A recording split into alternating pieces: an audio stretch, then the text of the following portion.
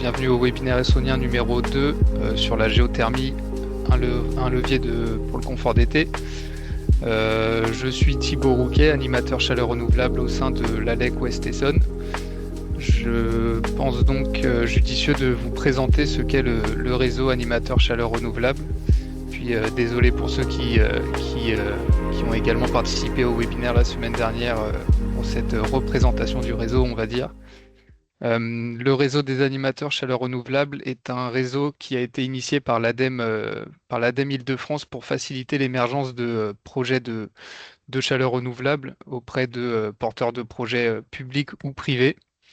Il a pour objectif d'accompagner gratuitement les collectivités, les entreprises et les copropriétés dans leurs projets de développement de la chaleur renouvelable. On parle ici de réseaux de chaleur, de froid, de récupération de chaleur fatale, de géothermie, de solaire thermique ou encore de biomasse. Ce réseau couvre une bonne partie de l'Île-de-France et est divisé sous forme de consortium. On a par exemple le consortium du Grand Paris qu'on peut voir en jaune sur la carte, le consortium du 78 en vert, le consortium du 91 en bleu et le PT Paris Terre d'Envol en marron au nord de la Petite Couronne. Le rôle de ce réseau, c'est d'offrir un conseil personnalisé de premier niveau afin d'orienter les porteurs de projets, qu'ils soient publics ou privés, vers la solution la plus adaptée pour développer la chaleur renouvelable sur leur territoire.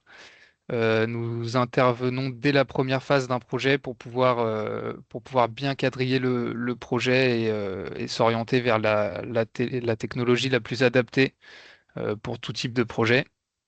Les principales missions des ACR sont de fournir gratuitement et de manière neutre des informations et des conseils concrets sur la chaleur renouvelable selon la démarche ENR Choix, démarche sur laquelle on fera un petit zoom par la suite.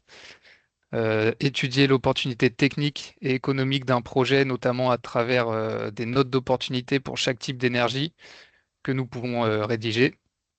C'est également une mission d'information des collectivités et des entreprises sur les réseaux de chaleur et les énergies thermiques renouvelables pour démultiplier les projets.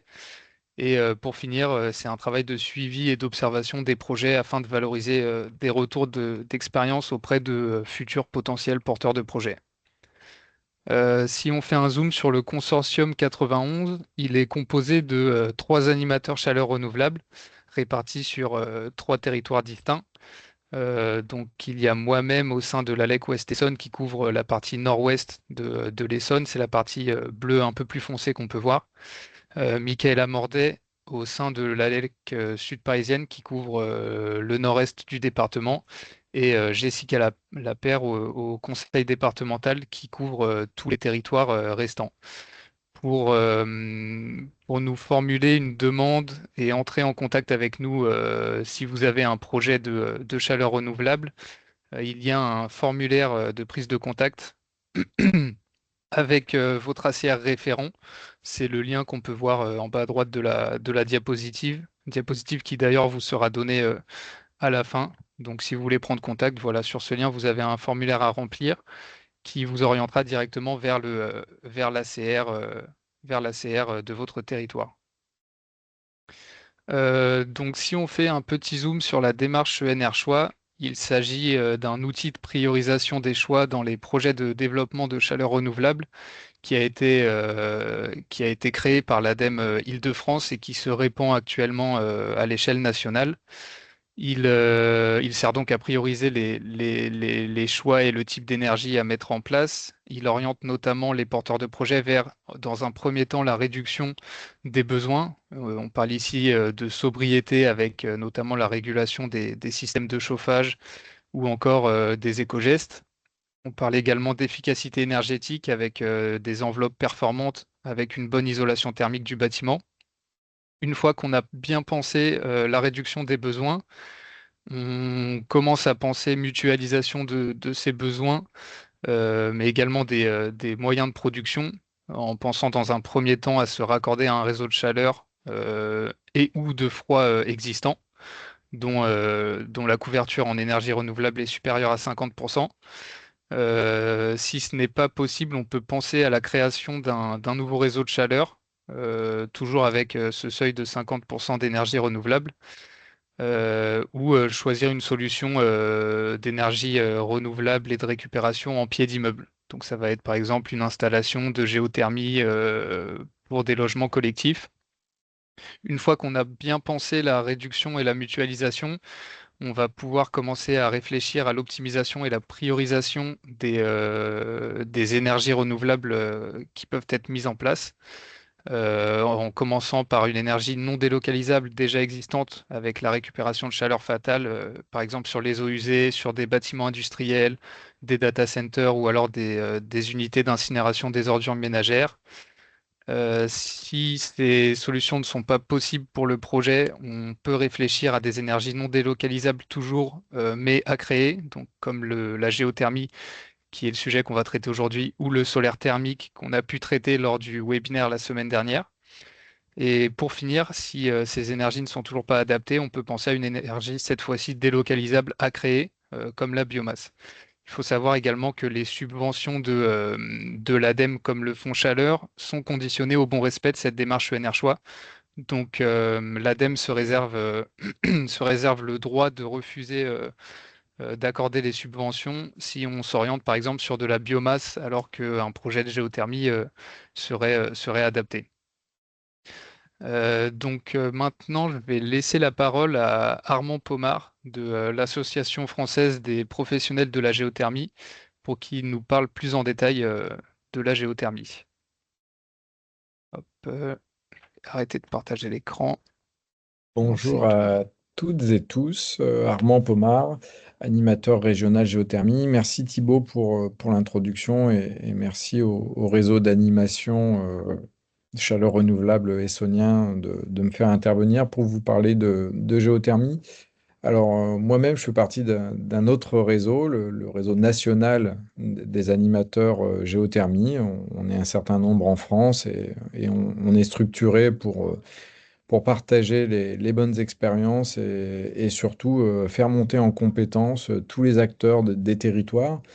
Ma mission plus spécifiquement est portée par l'AFPG, l'Association des professionnels de la géothermie, qui est une association de professionnels. Donc, nos membres sont des entreprises qui vont faire des travaux de forage de géothermie, qui vont être des bureaux d'études, qui vont designer les installations. On va également avoir des énergéticiens, des fabricants de matériel. Mais plus spécifiquement aujourd'hui, si Thibaut m'a convié à ce webinaire, c'est avec ma casquette d'animateur régional géothermie. Donc c'est une mission complémentaire du réseau d'animation chaleur renouvelable qui sont vos interlocuteurs et vos interlocutrices privilégiées pour parler de géothermie. Moi j'ai une mission un petit peu chapeau sur tout le territoire d'Île-de-France, c'est d'être animateur dédié à la géothermie, auquel cas, s'il y a des sujets particulièrement spécifiques, particulièrement compliqués à traiter, eh ben je deviens un peu le point de contact, mais j'ai envie de dire par défaut, vous avez vos interlocuteurs et interlocutrices directs sur vos territoires. Et donc, en effet, aujourd'hui, on va parler de géothermie de surface avec le titre Un levier pour la production de froid. Et je me suis permis de rajouter, mais pas que, parce que là, vous verrez, la géothermie, c'est beaucoup plus que ça. Avant toute chose, je voulais un petit peu vous faire passer un message que j'ai essayé d'illustrer. C'est le fait que ce qu'on peut trouver sur Internet, globalement, sur la géothermie, c'est pas forcément réjouissant. Il y a du bon, il y a du moyennement bon, et il y a du clairement mauvais. Et ça, je l'ai vu en faisant travailler une IA, en lui demandant de me représenter la géothermie d'un point de vue graphique. C'est ce que vous voyez là. Et on se rend bien compte que ce qui est présenté, c'est pas exactement ça. Aujourd'hui, je vais pas vous parler de dinosaures que vous pouvez apercevoir là, les pieds dans l'eau. Je vais pas vous parler d'installations qui font beaucoup de fumée, comme on peut le voir là, sur des installations industrielles ou éventuellement sur de la géothermie en Islande. Je vais pas vous parler d'eau bouillonnante. Finalement, ça va beaucoup plus ressembler à ce que vous voyez au centre de l'écran, là, avec un chauffagiste qui installe une machine. Alors, en l'occurrence, c'est encore biaisé parce que là, c'est pas vraiment de la géothermie qui est représentée. Et ça, c'est un des messages que je voudrais vous faire passer un moment. La géothermie, c'est discret. Donc, quand vous voyez une maison ou un logement collectif ou un bâtiment tertiaire chauffé par géothermie, en fait, vous ne savez pas que c'est chauffé par géothermie parce que ça ne se voit pas. Mais ça, on aura l'occasion d'y revenir. La géothermie dont je vais vous parler, c'est celle-ci, celle qui est déjà largement déployée sur l'Île-de-France. On le voit alors principalement sur Paris et la petite couronne parce que c'est là qu'il y a beaucoup de besoins de chaleur et de froid. Donc forcément, la géothermie répondant à ce besoin, elle se développe principalement là où il y a des consommations de chaleur et de froid importantes. Forcément, en Essonne, ça va être un petit peu plus faible parce qu'on est sur un territoire un petit peu plus rural et on verra que c'est plutôt favorable en fait pour la géothermie parce que qui dit territoire rural dit un petit peu plus de place, un petit peu plus de foncier et donc la capacité à faire des projets de géothermie un petit peu plus facilement que sur d'autres territoires plus denses. Et dans la rue, la géothermie en Île-de-France, bah, on la voit ici à Trappes dans une cour d'école qui ressemble à une cour d'école, tout simplement. Il y a des forages de géothermie au nombre de 14 sous cette cour d'école, mais ça ne se voit pas. Et puis, il y a des installations de géothermie aussi un peu plus grosses, comme on peut voir à Bagneux, qui est là, le cas de figure extrême, j'ai envie de dire, de la géothermie en Île-de-France, c'est de la géothermie profonde qui chauffe des milliers de logements. Puis vous voyez de l'extérieur, c'est un hangar qui s'intègre finalement assez bien. Et c'est vraiment de cette géothermie qu'on va parler, celle qui répond aux besoins de chaud, de froid des bâtiments et qui s'intègre très bien dans le paysage. Alors, la géothermie, on pourrait finalement la mettre au pluriel. On parle souvent de géothermie avec un S, justement parce qu'il va y avoir des opérations qu'on va appeler géothermie de surface, qui vont, comme leur nom l'indique, être proches de la surface. Et c'est ce qui va faire l'objet du webinaire aujourd'hui. Alors, on va voir quelles solutions techniques existent, comment ça fonctionne, en long, en large et en travers. Et puis, il y a aussi la géothermie profonde qui existe, qui ne fera pas l'objet d'échanges aujourd'hui, mais qui peut tout à fait être développée sur le territoire, notamment pour alimenter des réseaux de chaleur urbains ou des industriels. C'est ce que vous voyez entouré en orange. On n'en parlera pas aujourd'hui, mais sachez que ça existe et que c'est pertinent en Île-de-France.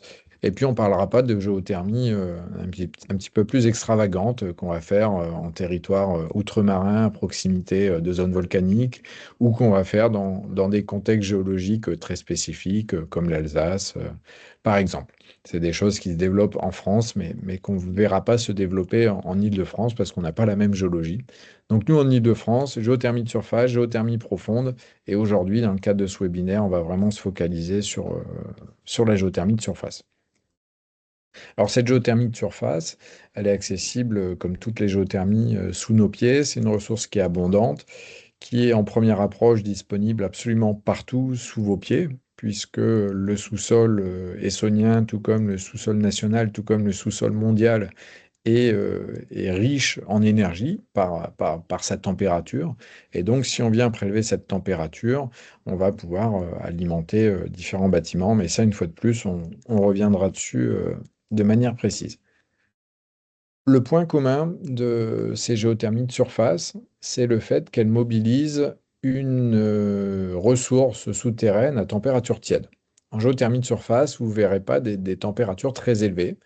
C'est normal, hein, c'est pas le principe. Vous allez mobiliser dans le sol une température qui va être comprise entre voilà, 10, 12 à 18, 20 degrés maximum. Ça, c'est les températures que vous allez trouver naturellement si vous faites un forage pas très profond. Alors, forage pas très profond, c'est encadré, c'est entre 0 et 200 mètres. Donc, vous voyez, 200 mètres, ça peut paraître un peu profond. Nous, on considère que ça ne l'est pas parce qu'on est capable de faire des forages à plusieurs milliers de mètres. C'est la géothermie profonde qu'on n'abordera pas aujourd'hui. Donc nous, le spec, c'est vraiment géothermie de surface, température tiède, 10-18 degrés, à une profondeur modeste entre 0 et 200 mètres. Et on verra qu'il y a deux grandes familles de solutions techniques qui peuvent répondre aux besoins de chauffage et de climatisation. Ça va être la valorisation des eaux souterraines. C'est ce qu'on va appeler les systèmes ouverts. On va pomper de l'eau qui vient du sous-sol, qui est naturellement présente. On va extraire la chaleur et la rejeter un petit peu plus loin, dans le sol toujours. Et la deuxième solution, c'est la géothermie vraiment sur le sol, sur la roche. Et donc là, ça va être du système fermé. La roche, tout comme l'eau qui circule dedans, va être tiède. Et donc, on va être capable d'échanger de l'énergie avec, d'en prélever, d'en rejeter. Et donc, ça va se faire en système fermé. Là, l'intérêt, c'est qu'on n'est pas tributaire de la ressource en eau. Et vous le verrez, on va, dans la plupart des cas, avoir une pompe à chaleur. Alors, une pompe à chaleur au haut, donc une pompe à chaleur qui s'installe dans le bâtiment, qui récupère de l'énergie dans un des types de forage et qui la restitue au bâtiment également, dans la plupart des cas, sous forme d'un réseau hydraulique. Donc, pompe à chaleur au haut pour la géothermie. Vous le voyez sur l'infographie sur la droite, cette géothermie, comme elle n'est pas très chaude, bah, son premier avantage, c'est de pouvoir produire du chaud et du froid. C'est l'avantage d'une pompe à chaleur. Son objectif, c'est de prélever dans un milieu à une certaine température et d'adapter le niveau de température en fonction du besoin. Donc 10 degrés, c'est très facile à refroidir pour faire de la clim et c'est très facile à réchauffer pour faire du chauffage ou de l'eau chaude sanitaire. Et donc cette géothermie de surface, c'est bien celle-ci, celle qui, à l'échelle de votre département, va être capable de produire du chaud, du froid pour différents bâtiments. Elle émet pas de CO2, fonctionne toute l'année, jour et nuit, quelles que soient les saisons. Elle est on ne peut plus locale, hein. Par définition, l'énergie que vous allez consommer, elle vient de sous vos pieds. Donc elle est on ne peut plus locale. Et puis surtout, comme je disais en introduction, elle est discrète, hein. Tout se passe soit sous terre, soit dans le bâtiment, dans le local technique, avec la pompe à chaleur. Et donc, ça, c'est quand même des gros avantages de cette géothermie. Je vous propose qu'on rentre dans le vif du sujet en parlant de la première solution technique, celle qu'on appelait juste avant système ouvert. On va lui donner un nom plus sympa, c'est la géothermie sur nappe. On va chercher à prélever des eaux souterraines qui circulent naturellement sous terre. Alors, faut se représenter le sous-sol comme une éponge, hein, de la roche dans laquelle il y a des pores, des trous, et l'eau circule naturellement dans tous ces trous. Cette eau souterraine, elle peut être utilisée typiquement pour la consommation d'eau humaine. En France, l'eau du robinet vient principalement de ressources souterraines, mais elle a aussi un autre intérêt, c'est d'être à température stable toute l'année. Donc, on va pouvoir s'en servir pour alimenter des pompes à chaleur géothermiques et donc chauffer des bâtiments. Cette géothermie sur nappe, elle est très développée en Île-de-France à la faveur d'un contexte géologique qui est très favorable. En fait, on a plusieurs nappes accessibles, les unes au-dessus des autres. Et en fonction de où on va se trouver, bah, l'une ou l'autre va être plus pertinente en fonction du projet qu'on a. Est-ce qu'il consomme beaucoup d'énergie? Pas beaucoup. On va avoir une ressource qui est plus favorable. Et donc, c'est quelque chose qu'on regarde quasiment tout le temps. Ça a l'avantage, ces solutions, pouvoir répondre des besoins énergétiques assez importants. C'est-à-dire, on va pouvoir chauffer quelques milliers de mètres carrés avec seulement ces deux forages, un qui prélève, un qui réinjecte. C'est quand même assez intéressant d'avoir une emprise foncière assez faible pour mettre en place ces installations. Et puis, bah, ça a quand même une limite, hein. Il faut des eaux souterraines et il faut qu'elles soient là en quantité, en qualité suffisante pour répondre aux besoins du projet. Donc, c'est pas une solution qui sera systématiquement regardée, étudiée en détail, parce que dans certains cas, bah, on sait que la nappe va être un petit peu moins favorable. Et donc, dans ce cas-là, on se rabattra sur les autres solutions de géothermie que je vous présenterai après.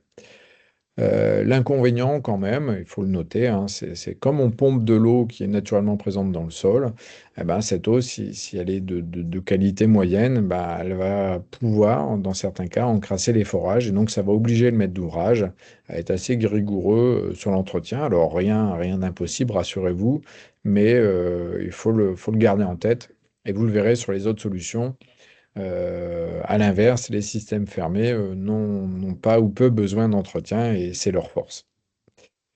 Voilà pour la géothermie sur nappe, qui est la première solution technique pour capter de l'énergie dans le sol, pomper les eaux souterraines et les rejeter au milieu naturel.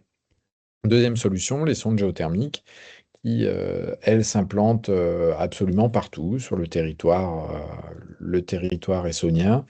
Là, on rentre dans le monde du système fermé, donc on va mettre de l'eau au moment de l'installation dans des tuyaux qui sont eux-mêmes enterrés.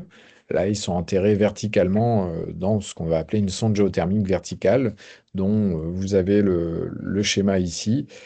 C'est une sonde qui est d'un diamètre assez faible, hein. Ça va faire quelque chose comme 15 à 18 centimètres de diamètre.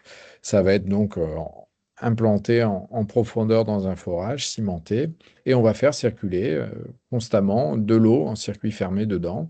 Et puis cette eau, comme elle ne va pas être à la même température que le sol, eh ben, on va capter l'énergie du sol et la restituer au bâtiment. Vous avez ici le type de machine qui permet d'implanter des sondes géothermiques. Donc, c'est des foreuses, j'ai envie de dire, assez classiques. Alors, un petit peu plus grosses que les foreuses qu'on va croiser, qui vont faire des travaux de géotechnique, parce que forcément, on va un peu plus profond que les travaux de géotechnique. Pour autant, ça reste des machines qu'on est capable de déplacer assez facilement sur un camion. L'avantage, son gros avantage, comme je le disais avant, c'est sa faisabilité sur l'ensemble du territoire. On n'a pas besoin d'eau souterraine, on n'a pas besoin d'un contexte géologique favorable. Partout où on a de la roche, ce qui a priori est le cas si on a posé un bâtiment sur le sol, on a de l'énergie à mobiliser. Et surtout, aussi assez intéressant, on a la possibilité d'implanter ces forages sous le bâtiment avant qu'il soit construit. Et donc ainsi, on gagne un petit peu de foncier. Le point très positif, la durée de vie des sondes est extrêmement importante. Alors, je ne dis pas que ce qu'on a vu avant avec la géothermie sur nappe, la durée de vie était faible, hein, ce n'est pas le cas, mais j'ai envie de dire là, elle est particulièrement importante parce que justement, on est en circuit fermé, donc on n'a pas de risque d'encrassement, pas de risque de perte de ressources, et donc c'est assez pratique et ne nécessite pas d'entretien. À l'inverse, quelques limites tout de même, ces sondes géothermiques, elles ne vont pas capter autant d'énergie qu'un forage qui va pomper de l'eau dans la nappe. Et donc, il va falloir multiplier le nombre de sondes pour répondre à tous les besoins. Donc, pour simplifier, une maison individuelle va faire un forage à 150 mètres. Et puis, un gros projet tertiaire qui a plusieurs millimètres carrés à chauffer, va faire plusieurs sondes, voire plusieurs dizaines de sondes à 200 mètres pour répondre aux besoins du projet. Et donc, tout de suite, vous vous en doutez, si on a besoin de mettre beaucoup de sondes, ça va prendre un foncier conséquent. Les sondes étant espacées d'à peu près 10 mètres l'une de l'autre, on arrive assez vite à un foncier conséquent. Et puis, donc, par définition, hein, plus le bâtiment est conséquent, plus le coût du chantier géothermique est important. Et donc, ce n'est pas forcément la solution qui est adaptée aux très, très gros projets. On va plutôt privilégier la nappe, la solution d'avant, pour les projets de taille conséquente. En tout cas, tout ça s'étudie en phase de préfaisabilité ou de faisabilité pour essayer d'identifier laquelle de ces deux solutions techniques est la plus propice. Puis il y a d'autres solutions qui sont un petit peu plus anecdotiques, vous le voyez sur la carte, qui sont néanmoins très intéressantes et finalement adaptées à un nombre plus limité de projets, et c'est pour ça qu'elles se développent moins. C'est le fait d'implanter la solution qu'on a vue avant, les sondes géothermiques, les tuyaux en circuit fermé, de les implanter dans les fondations des bâtiments. C'est tout à fait possible. Donc ça s'adresse seulement aux bâtiments qui sont en cours de construction. Une fois qu'ils sont construits et qu'ils ont leur fondation de fait, il est trop tard pour faire ça. Et puis, le deuxième cas qu'on détaillera un peu moins ici, c'est la géothermie qui est encore moins profonde, hein, parce que là, on parlait quand même de quelques dizaines, centaines de mètres de profondeur. Là, on va parler de géothermie qui se fait entre 0 et 10 mètres. C'est vraiment très proche de la surface. Ça se fait sans forage, avec seulement une machine de terrassement qui va venir gratter le sol, décaper le sol sur quelques mètres et finalement implanter ces mêmes sondes, mais bon, pas verticalement, enfin verticalement si, mais de manière spiralée. Et donc c'est particulièrement adapté, vous le voyez sur le pictogramme, à des projets de taille plus réduite, typiquement des maisons individuelles. Et donc là, une fois de plus, c'est un petit peu moins développé. D'un point de vue technique, c'est un petit peu plus récent, mais c'est des solutions qui sont très prometteuses pour le marché individuel. Ce tableau, qui paraît un peu barbare en première approche, je ne vais pas le commenter. Normalement, je l'ai fait à demi-mot en vous présentant les quatre solutions que vous retrouvez ici en colonne, nappe, sonde, sur les fondations, les échangeurs compacts. Et vous voyez différents critères qui peuvent vous aider finalement en fonction de votre projet à identifier en première approche quelle est la solution technique la plus adaptée. Et tout ça devra naturellement être designé, dimensionné par des professionnels pour s'assurer qu'il n'y a pas de contre-indication sur votre projet. Tous ces captages qu'on a vus, la sonde, la nappe, les échangeurs compacts, les fondations, vont être reliés à une pompe à chaleur OO, donc une PAC, PAC, la pompe à chaleur, qui est la pompe à chaleur géothermique, qui va avoir quelques spécificités, contrairement à toutes les autres pompes à chaleur qui nous entourent, hein. On a tous des pompes à chaleur dans notre environnement. Un frigo est une pompe à chaleur. De plus en plus de sèche-linge sont des pompes à chaleur. Ils vont prélever de l'énergie dans un milieu, la restituer dans un autre. Euh, la pompe à chaleur géothermique, elle a quand même une spécificité très intéressante, c'est que sa source d'énergie, ce qui est à gauche de la pompe à chaleur ici, c'est stable en température. C'est le sous-sol, c'est les eaux de la nappe, c'est la roche via les sondes géothermiques. C'est très stable en température et donc ça va assurer un fonctionnement très efficace de cette machine thermodynamique qui va donc afficher les coefficients de performance, les rendements les plus importants sur le marché des pompes à chaleur parce que la source est stable et plutôt à température modeste. L'autre avantage de cette température stable, on l'a dit en introduction, c'est qu'elle est tempérée.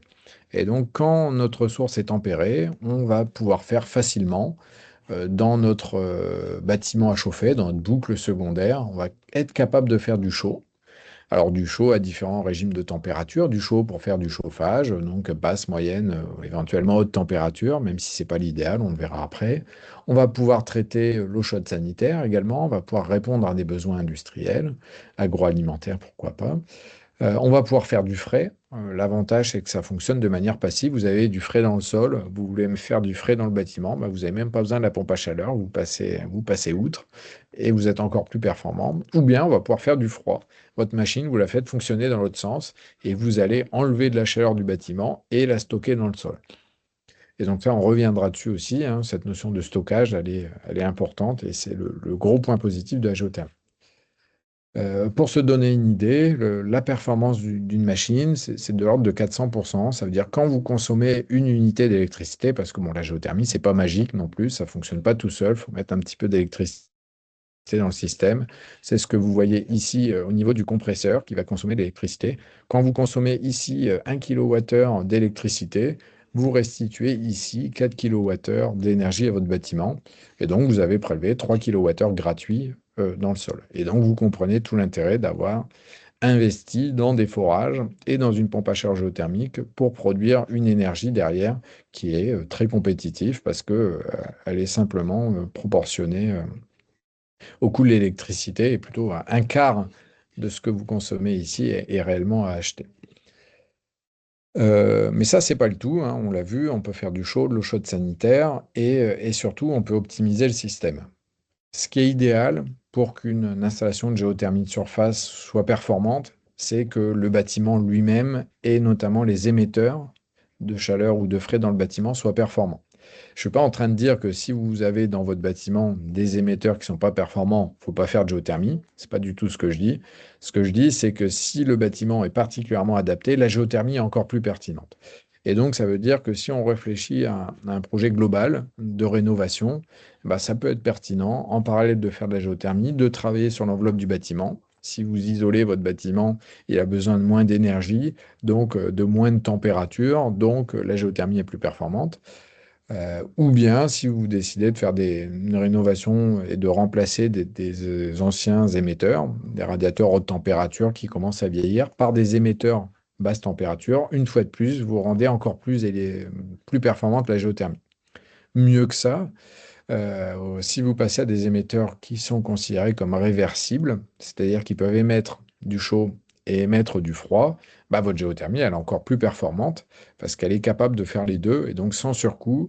Vous ne traitez pas seulement le chauffage, vous traitez aussi le refroidissement du bâtiment. Des exemples d'émetteurs basse température et réversibles, bah, le plancher chauffant, réversible, rafraîchissant, que vous voyez ici. Alors, qui se met plutôt en place en construction, hein, plus rarement en rénovation.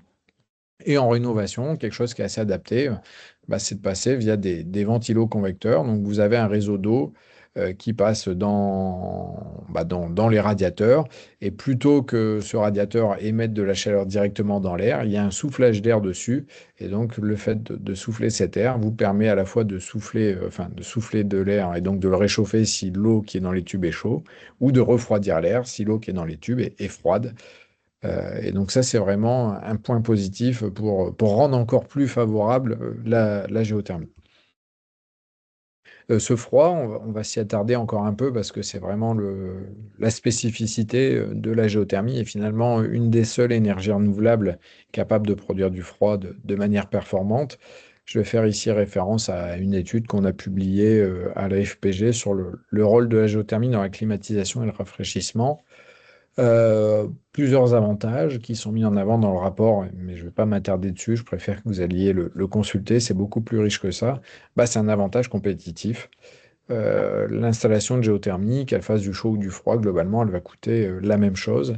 Et donc, si on valorise à la fois le chaud et qu'on valorise à la fois le froid, bah, on le voit ici, on se distingue encore plus rapidement des solutions conventionnelles qui vont être basées sur du chauffage au gaz et de la climatisation conventionnelle. Les courbes se croisent voilà, à 7-8 ans en fonction des scénarios. Et donc, ça veut dire que votre opération de géothermie, finalement, se rentabilise assez vite, malgré les investissements initiaux qui peuvent être significativement plus importants qu'une solution conventionnelle. Autre cas de figure, alors qui touche peut-être un petit peu moins l'Essonne, puisque l'Essonne est plutôt rurale, c'est la lutte contre les effets d'îlots de chaleur. Une climatisation classique enlève la chaleur des bâtiments et la rejette dehors. Bon, ce qui est dommage, c'est que dehors, il y a d'autres bâtiments, et donc s'il fait plus chaud dans les rues, il y a plus de chaleur qui rentre dans les logements. Donc il faut mettre encore plus de clim. Et c'est un peu un cercle vicieux. Comme nous, la chaleur, on la remet dans le sol, la question ne se pose pas, on ne vient pas aggraver ce phénomène. Mais une fois de plus, c'est un argument qui est particulièrement vrai dans les très grandes villes. Typiquement, il a été montré que sur Paris, lors des canicules, on peut avoir facilement 2 à 3 degrés de plus à cause des clims dans la rue. Donc c'est déjà étouffant et ça l'est encore plus par l'utilisation de clim conventionnelle. Puis il y a tous les effets sur la santé. J'ai mis entre parenthèses le bien-être. Bon, c'est important le bien-être, mais c'est surtout important de rester en bonne santé, d'être capable de protéger des vagues de chaleur les profils les plus sensibles.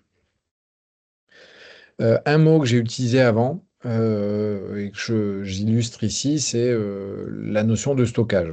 Le sous-sol étant un isolant, un très bon isolant, si vous rejetez du froid dans le sol, vous avez tendance à le refroidir et ce froid, il a tendance à rester un moment. Ce qui peut être très bien parce qu'après une saison hivernale où vous avez donc extrait beaucoup de chaleur, donc refroidi votre sol, arrive la saison estivale où vous avez besoin de froid pour votre bâtiment.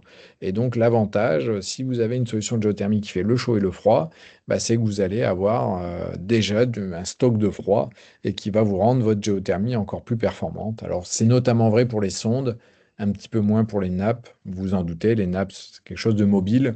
Donc, quand bien même vous rejetez de l'eau froide, cette eau froide, elle va plutôt avoir tendance à s'écouler. Donc, vous n'êtes pas sûr de tout récupérer. Pour autant, c'est quelque chose qui s'envisage. Et j'ai envie de dire, là, c'est le cercle tout à fait positif.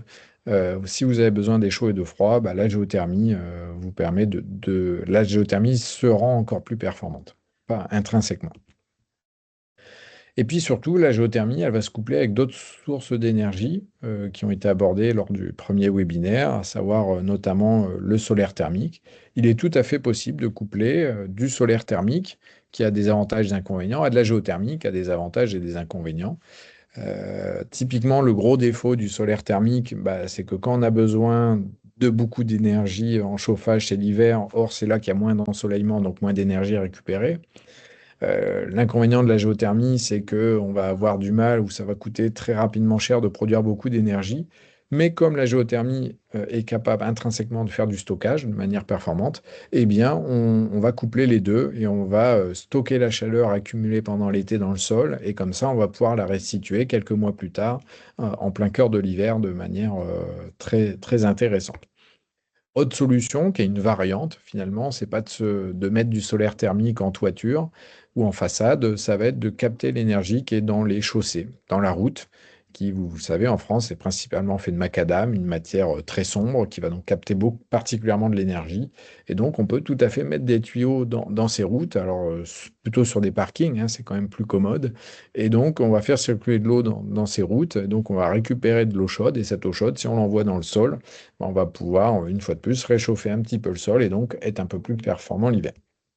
Et puis, autre solution qui commence à arriver sur le marché, c'est finalement d'aller capter, là c'est plus le côté innovant, hein, c'est d'aller capter de l'énergie sur les parois des forages, des parkings, pardon, des parkings souterrains. Là, on est sur un bâtiment qui peut pas faire de géothermie parce que, il y a des parkings en dessous, parce que typiquement on est en milieu urbain, il n'y a pas trop de place pour faire des forages. Ben, on peut essayer de capter de l'énergie avec ces panneaux collés sur la paroi des parkings. Jusqu'alors, on parle plutôt de chauffage, de production d'eau chaude, je ne l'ai pas forcément dit, mais on parle de géothermie à l'échelle d'un bâtiment, mais on peut aussi parler de géothermie de surface à l'échelle de plusieurs bâtiments via des boucles d'eau tempérées. Là, l'intérêt, c'est qu'on peut, parce qu'on a une parcelle commune à plusieurs bâtiments, par exemple dans un lotissement, faire des forages pour tout le monde, pour la collectivité. Et puis, via un petit réseau qu'on va appeler boucle d'eau tempérée, parce que justement, il est ni chaud ni froid, on va pouvoir dissiper cette énergie dans chaque bâtiment du lotissement, qui va être équipé lui-même d'une pompe à chaleur, qui va produire le chaud ou le froid en fonction des besoins. Et ça, c'est complètement intéressant. Je ne vais pas détailler cette partie-là ici, c'est la philosophie de la boucle tempérée et ses avantages. Je vous laisserai en prendre connaissance à la fin. Mais sachez que la géothermie de surface en réseau de chaleur ou réseau de froid plus classique, plus conventionnel, à savoir je fais des forages, je mets une grosse pompe à chaleur et ensuite j'envoie tout à mes bâtiments qui n'auront pas besoin eux-mêmes d'avoir leur production d'énergie. C'est tout à fait possible, c'est plus rare, mais c'est envisageable. Donc on peut faire ça sur sonde à gauche ou sur nappe à droite. C'est complètement possible et on commence à avoir quelques références en la matière. Question qui se pose assez souvent, c'est les sujets réglementaires. On touche au sous-sol, donc on est impacté par des réglementations spécifiques, notamment le code minier qui, par chance, pour la plupart des projets de géothermie, fait une exception et a produit un cadre qui s'appelle le cadre de la minime importance, GMI, géothermie de minime importance, qui est facilitateur, qui se base principalement sur une carte réglementaire, vert, orange, rouge, que je vous présenterai juste après. Si on est en zone verte ou orange, on va pouvoir faire le projet sans grande difficulté. Si on est en zone rouge, il faudra demander des autorisations, parce que l'État estime que sur certains territoires, c'est plus compliqué. Donc il va vouloir donner un avis sur chaque projet. Mais pour tous les autres projets qui se font majoritairement, la France est majoritairement verte ou orange sur la carte, eh ben, les projets peuvent se faire par simple télédéclaration. Donc il n'y a pas besoin d'attendre une autorisation, il n'y a pas besoin de faire un dossier conséquent. L'État veut juste voir passer les choses. Comme ça, on est capable de les mettre sur une carte et de les suivre. Il faudra faire appel forcément à des professionnels qualifiés ou certifiés en fonction de notamment la partie forage. Et puis il y a quelques autres critères qu'on ne va pas mentionner ici, mais la plupart des projets, jusqu'à quelques milliers de mètres carrés à chauffer, s'intègrent assez bien dans ce cadre-là. Et voilà, la carte à l'échelle de l'Essonne, elle est celle-ci. Donc vous voyez, c'est globalement vert. Il y a ponctuellement des zones un petit peu orange, plutôt sur le nord d'ailleurs du département. Et voilà, la différence entre la zone verte et orange, c'est qu'on va juste avoir besoin d'un interlocuteur supplémentaire dans la zone orange, un expert qui va confirmer que la géothermie peut être faite sereinement. Et cette carte-là est accessible sur le site géothermie avec un S dont vous voyez le logo en haut à gauche sur la carte. Si jamais vous êtes en zone rouge ou pour toute autre raison qui fait que votre projet il est conséquent, etc., c'est pas que la géothermie n'est pas possible, c'est juste que la géothermie de surface va être soumise à autorisation et donc il faudra engager des procédures au titre du code minier qui sont résumées ici, mais que je ne vais pas détailler parce que la plupart des projets de géothermie de surface sortent dans le cadre de la minime importance. Puis comme on se rapproche de la fin, je vais essayer d'illustrer un petit peu à quoi ça ressemble la géothermie une fois que c'est fait. Alors, je ne vais pas vous montrer des photos de l'extérieur parce qu'une fois que c'est fait, on ne le voit plus. Je vais vous montrer des photos de l'intérieur. Là, on est sur le local technique de l'école Jules Ferry, dont vous avez vu la cour tout à l'heure en introduction. Là, vous voyez des tuyaux, des vannes, et puis surtout, vous voyez, je vous avais parlé de 14 forages.